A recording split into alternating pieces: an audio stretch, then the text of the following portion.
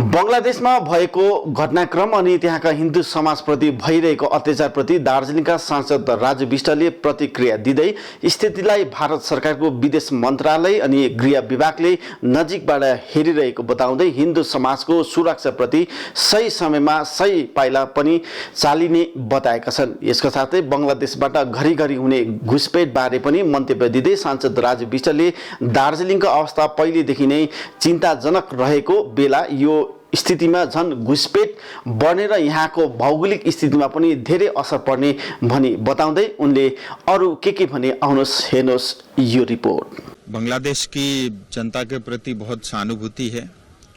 और भारत सरकार की तरफ से विदेश मंत्रालय की ओर से सदन में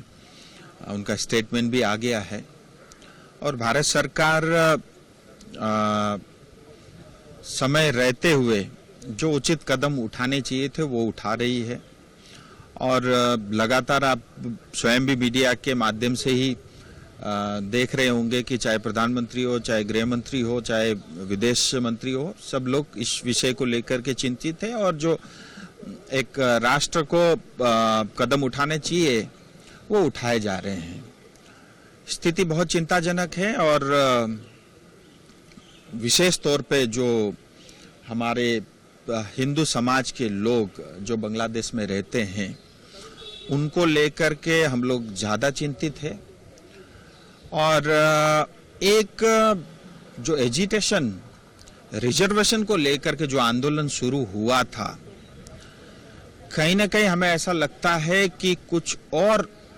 तत्व उसमें शामिल हुए हैं और बांग्लादेश का आज ये परिणाम हुआ है और एक डेमोक्रेटिक कंट्री के प्रधानमंत्री को देश छोड़ करके दूसरे देश में शरण लेना पड़ा है।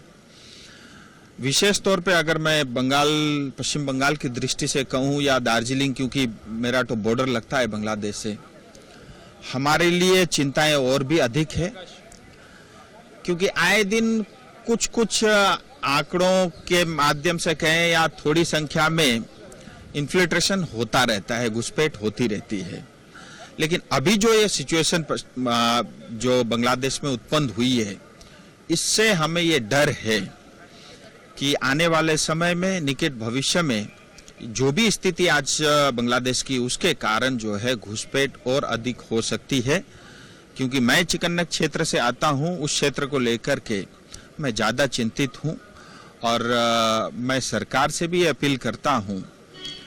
कि चिकन्नेक क्षेत्र में विशेष अतिरिक्त ध्यान देने की आवश्यकता है। हालांकि वो भारत सरकार कर रही है, मैं जानता हूं, लेकिन फिर भी वो एक हमारे सबके लिए, इस देश के लिए और पूरे नॉर्थ ईस्ट के लिए एक चिंता का विषय है और जब ऐसी स्थिति उत्पन्न होती है उसका सारा जोर जो है वो चिकन्नेक क्षेत्र में ही पड़ता है और हमारे लिए वो क्षेत्र बहुत ही संवेदनशील है। ऑलरेडी काफ़ी डेमोग्राफिक चेंज के कारण उसको हम आज भुगत रहे हैं और मुझे लगता है हमारी जनता और अधिक डेमोग्राफी चेंज को भुगतने की स्थिति में आज नहीं है। तो जैसे मैंने कहा कि एक आंदोलन जो रिजर्वेशन को लेकर के शुरू हुई थी, अब उसमें ये तो साफ साफ दिख ही रहा है कि आईएसआई का उसमें कितना बड़ा रोल है। कुल मिला के एक विद्यार्थियों का जो आंदोलन था उसके ऊपर में कब्जा हुआ है और जो है आज जाकर के अब जिसके लिए आंदोलन था, जब वो मांग पूरी हो गई,